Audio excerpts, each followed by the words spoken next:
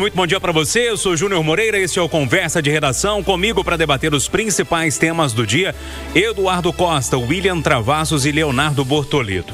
Olha só, pessoal, pedi licença para me estender um pouquinho para explicar bem essa polêmica aqui. A condução de Guilherme Derrite, do PP de São Paulo, na relatoria do PL Antifacção, estremeceu a relação entre Câmara e Planalto. O placar de 370 a 110 não só consagrou a derrota do governo Lula, como incrementou a desconfiança do executivo com o presidente da casa, Hugo Motta. Logo após a derrota, o líder do PT na Câmara, Lindbergh Farias, lá do Rio de Janeiro, admitiu que foi instalada uma crise de confiança entre o governo e o presidente da casa. Parlamentares aliados de Lula, desde o início da tramitação, rechaçaram a decisão de Hugo Motta em dar a relatoria ao secretário de Segurança do governo de São Paulo. A escolha foi classificada como uma espécie de traição e provocação ao governo Lula. Ontem, ainda teve troca de farpas nas redes sociais. O presidente criticou a aprovação, disse que o texto favorece quem quer escapar da lei ao trocar o certo pelo duvidoso. Em resposta, o presidente da Câmara afirmou que o governo optou pelo caminho errado e que a segurança não pode ser refém de falsas narrativas. Eduardo, para resumir a prosa, tem mais uma crise entre Planalto e Câmara, dessa vez entre os dois presidentes. Bom dia para você. Bom dia para todo mundo, bom feriado e muita consciência em relação à negritude. Ô, Júnior, vou reiterar que eu acho que lá que é o lugar dessa discussão e ela é extremamente saudável. Fiquei sabendo agora que antes de ir para a relatoria, a Comissão de Constituição e Justiça vai fazer uma audiência pública no Senado. Ótimo. Acho que podia discutir isso mais uns 3 meses. Agora, também acho que o que foi aprovado foi bom, tá bom, pode ser melhorado, mas tá bom. O Hugo Motta, que é fraquíssimo, que é um fantoche naquela presidência da Câmara, mas nesse episódio agiu certo 2 vezes, na minha opinião, né, claro, só na minha pequena opinião. Primeiro, ao nomear o Derrite, que é um cara do ramo, secretário de Segurança Pública do maior estado brasileiro e que sofre na pele. Então, ninguém mais indicado dentro da Câmara do que ele. Agora que foi aprovado e que o governo vem com essas narrativas falsas, como disse o próprio Hugo Motta, ele fez bem ao dizer o seguinte: quem tem que se explicar é quem votou contra. Bom, no Senado já começou tudo certo com o Alcolumbre nomeando o Alessandro Vieira, que eu já cansei de me falar aqui que é o melhor senador que tem, melhor político que tem em Brasília. Então, a coisa está certa, está no lugar certo, na discussão boa e rumo a um assunto que nós precisamos resolver. Agora, o governo quer, Ju, é que fique tudo, é que faça um barulho danado e que não mude nada. Porque esta é a histórica posição da esquerda, sobretudo da esquerda brasileira. Entendeu? Eles não querem enfrentar a coisa como ela é. E a grande discussão, Júnior, me parece pequenininha demais. O amigo sabe, os ouvintes da Itatiaia já perceberam, um dos pontos que estão mais incomodando hoje é o fato de que estariam dividindo recursos advindos do crime entre estados e Polícia Federal, ou Governo Federal, né? Eu te pergunto, Júnior, mas eles não falam, não está na Constituição que a obrigação de combater o crime é dos estados? Então, para que tem que o Governo Federal pegar o dinheiro e depois passar para o estado? Minas Gerais fez um convênio com Brasília, vai comprar 10 viaturas. O deputado tal deu uma emenda, comprar mais 20 viaturas. Mas vão esfacelar a Polícia Federal. Gente, não tem outra instituição hoje no Brasil, depois dos bombeiros, mais querida que a Polícia Federal, Júnior, pelo que ela tem feito. Ninguém quer quebrar a Polícia Federal. Mas você sabe quanto que estariam tirando a Polícia Federal, Júnior? Eu fiquei pensando assim, gente, isso é uma discussão tão pequena, 800 milhões. Porque aí ela fica sem condições de combater o crime nas fronteiras. 800 milhões? Eu somei não, né? Eu fui agora no Google ali e consultei. Para o ano que vem, Júnior, os benefícios, os fundos partidário e eleitoral, os dois somam 6,5 bi. Então, eles estão discutindo um dinheiro em torno de 10% a mais, 10%, pouco mais que 10%, do que os partidos vão receber de dinheiro ano que vem. Então, isso é não querer resolver. Isso é não querer resolver. E para encerrar o raciocínio, eu já disse que o Motta, na minha opinião, e nesse particular, está correto, tem que enfrentar o governo mesmo. E acrescento, o Davi Alcolumbre teria dito lá nos corredores do Congresso ontem, agora eles vão conhecer o novo Davi. O presidente Lula não espera vida boa, como o governo sempre esperou no Senado, não, viu? O senhor está prestes a tomar 2 pancadas. O senhor vai perder nessa questão, vai prevalecer a vontade do Congresso Nacional, e o senhor vai, muito provavelmente, o senhor vai passar um sufoco para aprovar o seu... Como é que chamou? O Bessias? O senhor Bessias lá pro STF. Então é o seguinte, Lindenberg falou assim, nos sentimos traídos. O Lindenberg, você não viu, foi nada ainda. Ô, Travassos, mais uma crise, acho que a gente pode dizer assim, enfim, desde o início que o Derrite foi escolhido, a gente já viu o nariz torcido para ele, enfim, agora teve essa derrota que aí a turma está esperneando, né? Lá na roça a gente fala assim, bom dia para você. Bom dia, Júnior Moreira, bom dia, bancada, bom dia aos ouvintes da Itatiaia. E sabe por que essa briga toda? Porque, na verdade, no Brasil a gente não tem uma política de Estado, e sim uma política de governo. Cada um tenta levantar para você, para o seu povo, o discurso de que eu vou resolver o problema, eu sou o salvador da pátria, né? Sempre o governo tem muita dificuldade em entender, né, principalmente o governo do PT, que a gente precisa trabalhar em conjunto. E hoje os estados estão, isso já não é na verdade de hoje, mas os estados estão gritando, eventos os governadores, das dificuldades que eles estão enfrentando na área de segurança pública. E nada mais justo do que transferir para o estado, né, essa ferramenta de enfrentamento ao crime organizado. Ninguém quer enfraquecer a Polícia Federal. Eu acho que o governo federal deveria olhar para a Polícia Federal e entender o seguinte: nós precisamos investir na Polícia Federal. Porque a gente hoje tem, o Eduardo fala assim, dos 800 milhões para a PF, o valor é pequeno, mas no fundo, Edu, isso faz uma diferença absurda, porque a gente sabe que a Polícia Federal, ela tem dificuldades, né, de infraestrutura, ela tem dificuldade de pessoal. São 13 mil caras no Brasil para um país do tamanho de um continente.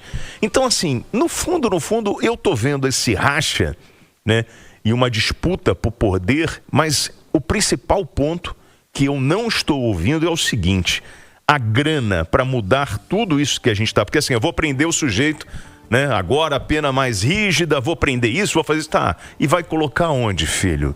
Se o déficit só no... sei lá, Rio de Janeiro é 17 mil vagas, Minas, 20 e poucas mil vagas. Então, assim, vamos enfrentar o crime, mas de onde vem a grana? A gente vai tirar do fundo partidário? Porque muitas das instituições de segurança pública hoje, elas vivem de emendas parlamentares, o que é uma vergonha. Porque não tem orçamento para tocar o barco. Segurança pública é uma coisa cara. Então, eu estou vendo toda uma mudança, né, de legislação, para a gente enfrentar o crime organizado, mas eu quero saber o seguinte: o dinheiro vem de onde? Aí vão falar assim, não, o dinheiro vem das organizações criminosas, que nós vamos aprender. Isso não é suficiente, amigo. Na conta não fecha. Então, quer enfrentar o crime? Tá bom, vamos pegar parte do orçamento e vamos realmente direcionar para as forças de segurança dos estados, para a Polícia Federal, para a Polícia Rodoviária Federal. O que a gente tem hoje em Minas Gerais? Não é uma vergonha? Vamos falar... O estado que tem a maior malha rodoviária do país. Você tem quantos agentes da PRF atuando? Nós estamos aí num feriado. Quantas blitz nós vamos encontrar hoje em andamento? A gente não consegue cobrir o estado. Então, acho que tem um discurso vazio nessa história, enquanto eles estão brigando por essa política de governo e não uma política sólida de estado. Ô Júlio, deixa eu fazer uma continha aqui. O Travassos falou num negócio aí. Eu não sei os números atuais, tá? Eu vou falar com base nos de 10 anos atrás, quando a Polícia Federal em Minas tinha cerca de 800.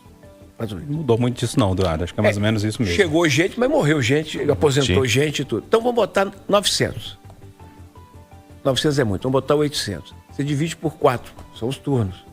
200 policiais para 10 mil quilômetros de rodovia. Então, ô Júlio, não faz de conta danada. Ô Bortoleto, vamos lá, voltando ao cerne da questão, essa briga entre Lula e Mota agora, e uma briga que parece que foi, antes poderia ser até meio velada, agora declarada. Bom dia. Bom dia, Júnior, bom dia para todo mundo. Eu acho que nós estamos vendo uma das piores semanas do governo, porque é um problema atrás do outro. Eu vou lembrar aqui que o governo falou que a operação do Rio de Janeiro, o presidente falou que ela foi desastrosa. Mais uma vez, desastrosa é a condução do governo. Veja, a hora que ele fala trocar o certo pelo duvidoso, isso pra mim, Júnior, vira um escândalo. Certo? O que é certo, presidente? O que tá certo, presidente? O que tá bom? O que tá adequado, que não precisa de ajuste? O que está agradável para o cidadão de verdade? Como que alguém pode se identificar com essa frase? Estamos trocando o certo pelo duvidoso. É uma guerra de narrativas que eu peço pelo amor de Deus a todas as partes que parem com as narrativas, ao menos nesse problema. Ao menos nessa questão. Porque essa questão mata a gente, destrói família, acaba com o futuro de gerações.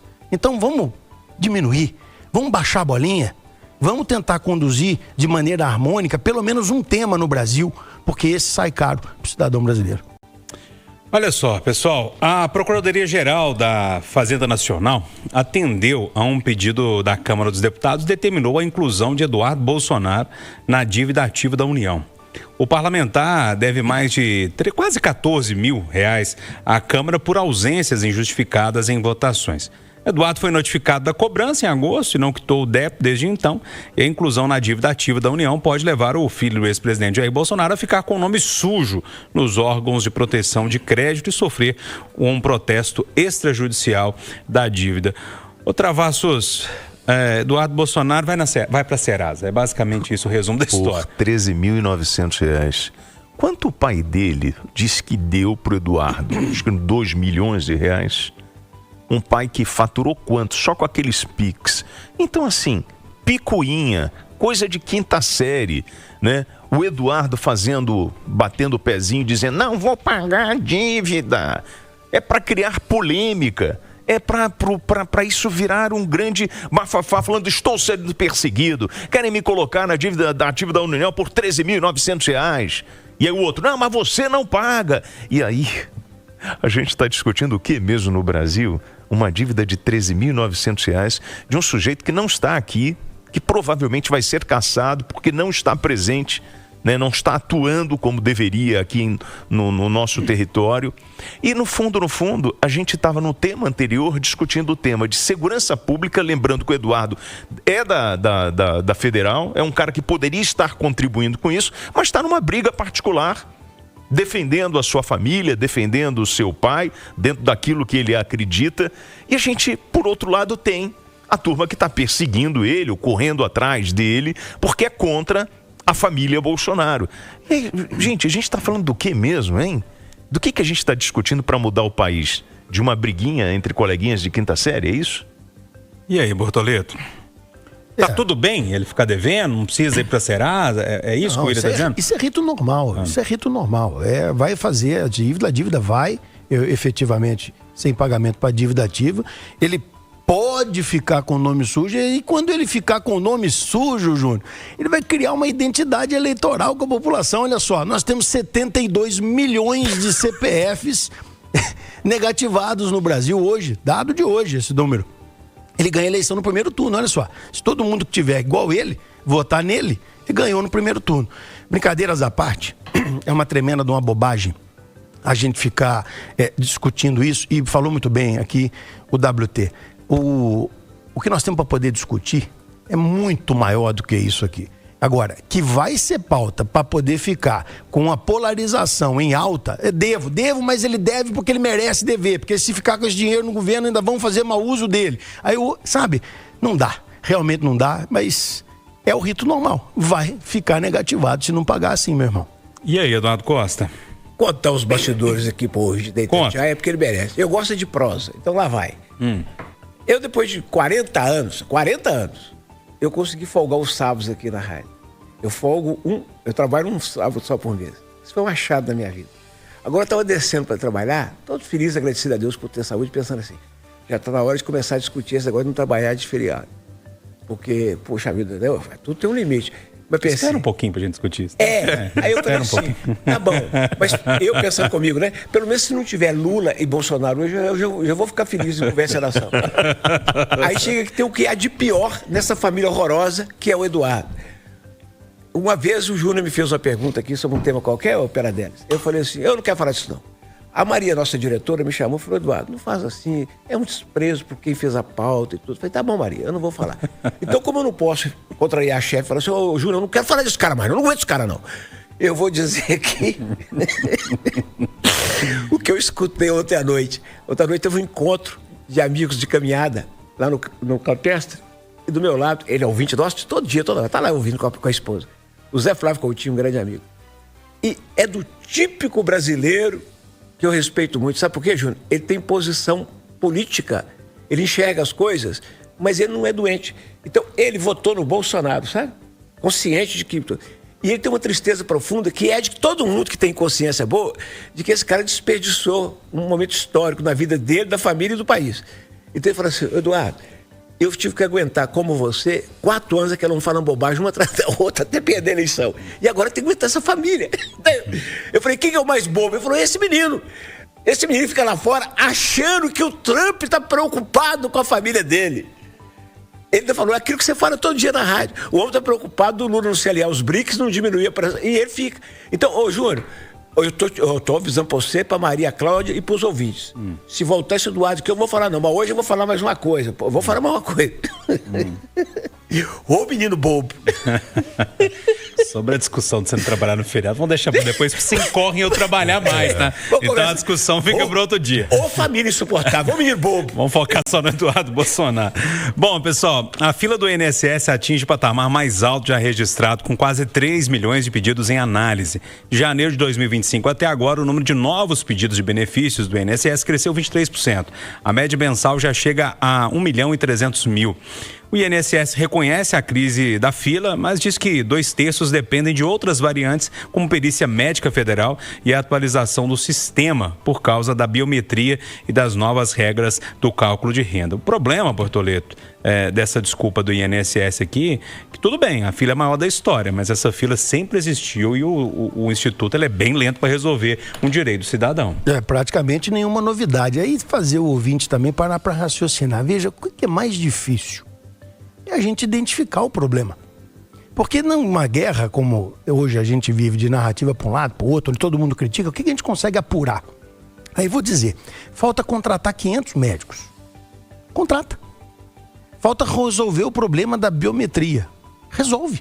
Sabe o que é isso, Júnior? Isso aqui é descaso com a população. E, como você bem disse, não é coisa de agora. Agora pode estar ainda mais alarmado e acumulou de tal forma que a inoperância e a falta de comprometimento com o cidadão está tão absurda que chegou a essa fila de quase 3 milhões de pessoas que não conseguem nem ao menos passar por uma análise. Não é receber aposentadoria não, viu? É passar pela análise para poder saber se tem direito, para saber se a partir dali vai poder começar a receber. Você que já precisou do INSS, você sabe muito bem do que eu estou falando. Ali não é novidade. Agora nós estamos no momento mais extremado de todos os tempos. Por quê? Falta de resolver o problema, porque tem que ficar falando de Eduardo Bolsonaro, de projeto de PL antifacção, falando que está tudo certo. É isso, falta de foco. Esse é o problema real, né? Se a gente fizer as contas dos benefícios de um lado e da atenção ao trabalhador no outro, nessa questão da Previdência, por exemplo, nós vamos chegar à conclusão de que o Partido dos Trabalhadores, que é o Lula, né, gente? O Lula que é o partido. Não é o Partido dos Trabalhadores, é o partido dos que não querem trabalhar. Se você não quiser trabalhar, eu te dou dinheiro, gás, bolsa, educação, eu te dou tudo. Agora, se você quiser trabalhar, nem do seu dinheiro suado, da mísera aposentadoria, eu cuido.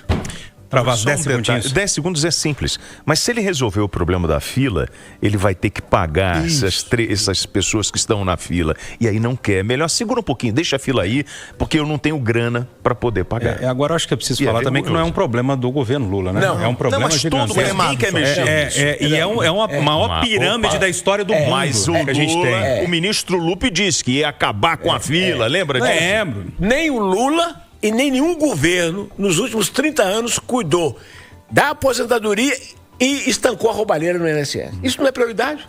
E o INSS, mais uma vez, é a maior pirâmide financeira da história do mundo, né? Dureza. Não tem jeito, não. Ponto final, nossa conversa de redação. TV Eduardo Costa, William Travassos e Leonardo Bortoleto. Agora o Assinantão, mais informações ao longo do dia, de hora em hora, noite. Tchau, gente, quando a notícia acontecer. Bom dia pra todo mundo, boa quinta-feira, bom feriado. Tchau.